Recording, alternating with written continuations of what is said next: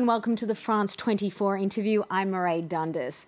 Now, all eyes are on the United States in the lead up to the climate change talks in Bonn, Germany, starting on Monday. This after President Donald Trump vowed to exit the global deal. One state, however, has dug in its heels in the face of Washington's anti-climate rhetoric. California has been hailed as a world leader for its environmental policies. Now, from Rome, my guest, Kevin de León, California State Senate President. Very welcome to the show. Thank you very much, and thank you so very much for the invitation. Now, Mr. de León, you're in Rome after being invited to the Vatican by Pope Francis to present what we might call the California climate change case study. Are you able to explain what the experts in the Vatican and the rest of the world need to know? Well, I was indeed honored to have been invited by the Holy See and the Pontific Academy of Sciences to present the California experience, how we are in fact decoupling and deleaking carbon from GDP. How can we actually reduce harmful greenhouse gases and other harmful contaminants that our children breathe into their lungs every single day?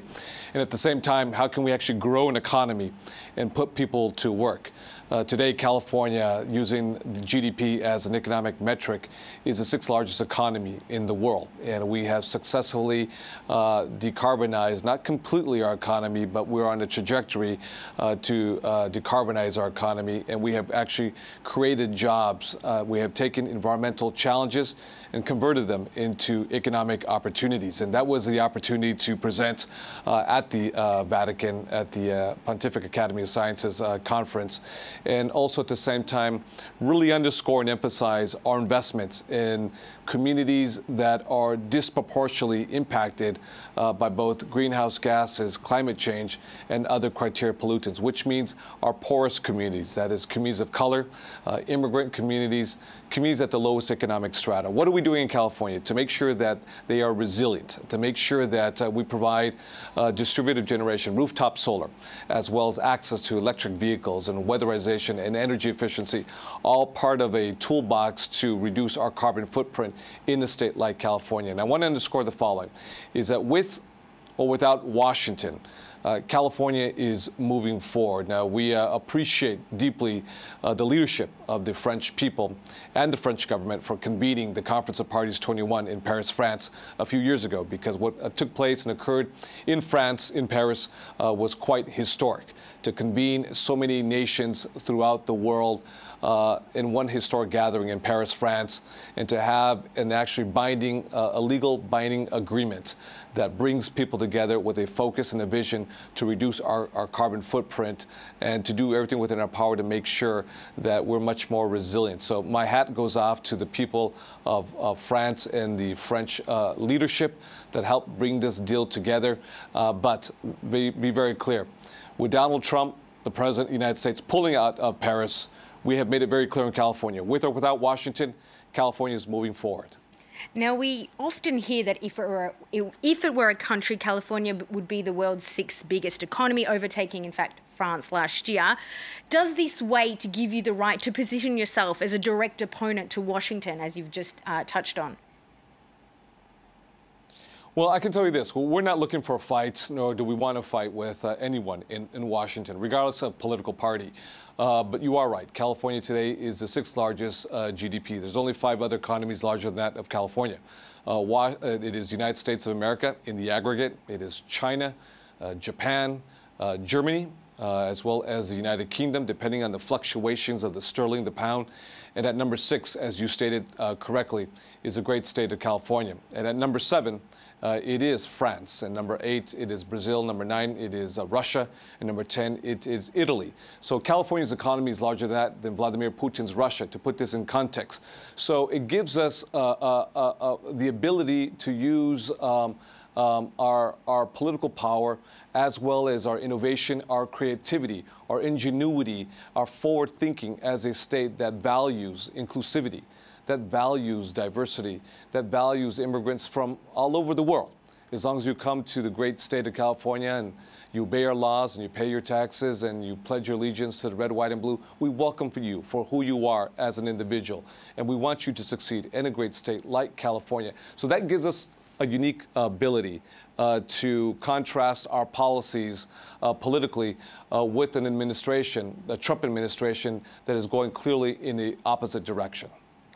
Now, you were personally behind a bill that pitched for 100% renewable energy by 2045, deemed among the most ambitious in the world. It fell flat at the 11th hour, however. Why couldn't you get it across the line in a state like California? If California can't do it, who can?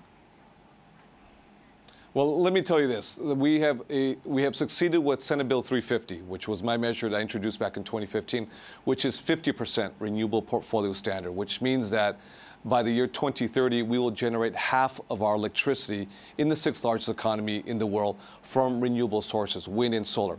The proposal that you referenced, Senate Bill 100, which I introduced this year, 2017, we came up short. However, I want to put this in its proper context because the legislative session is not over. We actually have a 2-year legislative session.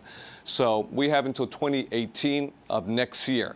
And if, in fact, I'm not successful next year, then I think it'd be appropriate to say, quote unquote, that it fell flat. So the legislative session is not over. It's only halftime. We're at midway point. We have until next year to get this done. But it is an ambitious goal because it is 100% renewable portfolio standard, which means that 100% of our generation for electricity will be from renewable sources. The objective here is to reduce taxes. And that's manifested by the reduction in terms of the payment that our everyday constituents make to pay their electricity bill, their gas bill. At the same time, it will generate tens of thousands, if not hundreds of thousands of jobs in the state of California, putting the working poor, putting lower middle class as well as middle class Californians on a pathway to high wage, clean energy jobs that, guess what, don't require a bachelor's degree or a master's degree, let alone a JD or a PhD. So these are the policies that we are moving forward with intentionality and with a sense of purpose that help improve the human condition for all individuals. And the scientific proof is clear. It is demonstrated to date that we have, in fact, lowered, we're less carbon intensive as a state, and at the same time, we have grown our economy. We have 500,000 new jobs that have been created in California in the clean energy space, whether that's energy efficiency, whether it's renewable energy, whether it is transportation, electrification, or electric vehicles. That is 10 times more jobs in the clean energy space in California than coal mining jobs in existence in all of the United States of America.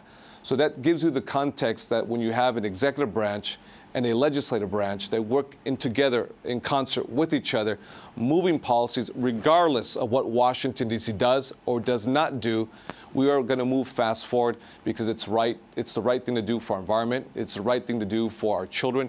It is the right thing to do for our economy.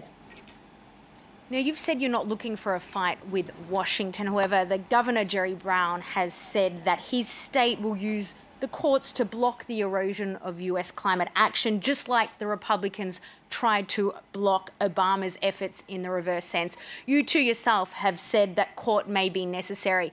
Should we be expecting some lengthy, costly legal battles on the horizon? Well, as the leader of the Senate, it is my role and responsibility to do everything within my power to protect our economic prosperity as the sixth largest economy in the world, our progressive values, as well as our people. And whether it is through policies, statutory laws, or whether it is through litigation, suing the federal government to stop the erosion, the evisceration of our clean air, our clean water, our safe water drinking acts, we will do that. It is our legal and political and moral responsibility to do everything within our power to protect the people of California. We have advanced a very strong environmental agenda many decades in the past, and we are continuing to do so today. So we will not let we won't let one election reverse generations of progress at the height of our historic diversity, our scientific advancement, our economic output and our sense of global responsibility. So if that means litigation, we will litigate and we will sue. And whether it's protecting immigrant communities from being separated, innocent mothers from their children and children from their fathers, whether it's the ability for California to move forward with our Clean Air Act, we will do everything within our power to protect the people of California. Now, I'd like to move on briefly to COP23, which is the official name for the climate change talks taking place next week. It's really not clear the role that the United States should play in these talks. Some people saying that the attendance is still highly important, others saying that Washington should be sidelined. What role should the United States play in negotiations in a deal that they may not ever be a part of? Well, it is my hope that Washington and this administration will play a prominent role at the Conference of Parties 23 in Bonn, Germany, in a few days. They should play a prominent role, no doubt. But that's why I believe other subnational governments, chiefly the state of California, as well as other national governments throughout the world, should play perhaps even a bigger role because of the position that Donald Trump has taken, along with his Secretary of Energy, Rick Perry, and the administrator of the Environmental Protection Agency, the EPA, Scott Pruitt, and his decision to withdraw from the Paris Accords, which is a huge mistake, which is a giant step, not forward, but backwards, because it demonstrates a lack of leadership. And that's why, again, I applaud the people of France for convening the Conference of Parties 21. But I believe that the state of California in Bonn, Germany, will play a larger role on the global stage because of the withdrawal and lack of leadership of the federal government. Kevin de León, California State Senate President, I'd like to thank you very much for joining us here on France 24. Thank you very much. It was an honor. And stay tuned to France 24 because we have much more news coming up.